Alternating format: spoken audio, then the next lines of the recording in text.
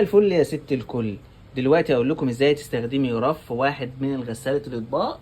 انا هستخدم الرف العلوي او الرف اللي تحت ما فيهوش حاجه. انا هستخدم الرف العلوي. بسم الله. ندخل الرف. انا عندي الرف اللي تحت ما فيهوش اي حاجه. لا، انا هستخدم نص حموله، اللي هو يعني من الاخر مواعين عشاء. مش لازم اسيبها لتاني يوم تبقى مواعين كتير واعمل الرفين، لا. ادي المسحوق. ايوه، نص معلقه شاي. تمام. طيب نشغل ازاي نص الحموله؟ نقفل،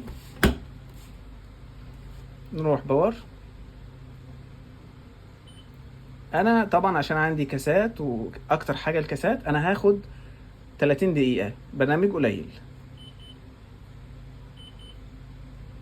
هو انا كنت عامل السي ال ده عشان ده لوك الاطفال.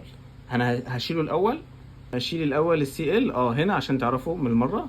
ضغطه مطوله 2 3 2 1 كده. شال السي ال اللي هو قفل الاطفال عشان ما حدش يلعب فيها. انا هجيب برنامج النص ساعه.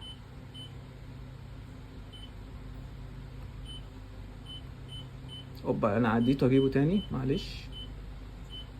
اهو ده برنامج النص ساعه 30 دقيقه. تمام. انا بقى عايز العلوي اللي هو ده. اجيبه من هنا 3 نقط.